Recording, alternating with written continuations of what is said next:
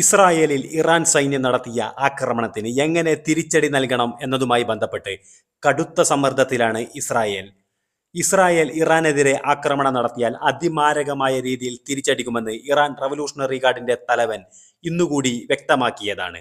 ഇതിനിടെ ഇസ്രായേൽ ലബനാൻ അതിർത്തിയിൽ സംഘർഷം ഏറ്റവും രൂക്ഷമായ അവസ്ഥയിലാണ് ഇപ്പോൾ ഉള്ളത്.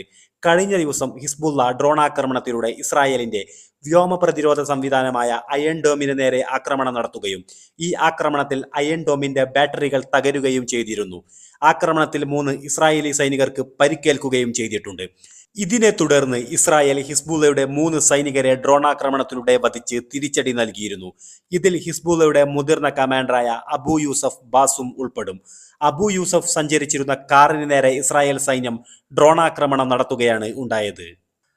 കഴിഞ്ഞ ദിവസം ഇസ്രായേൽ നടത്തിയ ആക്രമണത്തിന് അതിമാരകമായ രീതിയിലാണ് ഹിസ്ബുള്ള ഇന്ന് തിരിച്ചടി നൽകിയിരിക്കുന്നത്. ലബനാൻ അതിർത്തിയോട് ചേർന്ന് നോർത്തൻ ഇസ്രായേലിലെ ഗലീലിയിൽ വൻ ആക്രമണമാണ് ഹിസ്ബുള്ള നടത്തിയിരിക്കുന്നത്. ഡ്രോണുകളും ബുർഖാൻ മിസൈലുകളും ഉപയോഗിച്ചുകൊണ്ട് ഹിസ്ബുള്ള നടത്തിയ ആക്രമണത്തിൽ 18 ഇസ്രായേലികൾക്കാണ് പരിക്കേറ്റിട്ടുള്ളത്. ഇതിൽ 3 പേരുടെ നില അതീവ ഗുരുതരാവസ്ഥയിലാണ് ഉള്ളത്.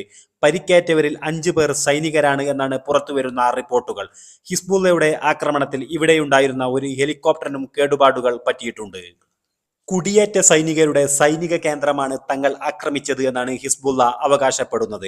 അറബ് അൽ അറാംഷ് എന്ന പ്രദേശത്തുള്ള മാറ്റ്നസ് സ്പോർട്സ് ആൻഡ് കൾച്ചറൽ സെന്ററിന് നേരെയാണ് ഹിസ്ബുള്ളയുടെ ആക്രമണമുണ്ടായത്. ആക്രമണ സമയത്ത് അപായ സിഗ്നലുകൾ മുഴങ്ങാതിരുന്നത് വലിയ സുരക്ഷാ വീഴ്ചയായിട്ടാണ് കണക്കാക്കപ്പെടുന്നത്.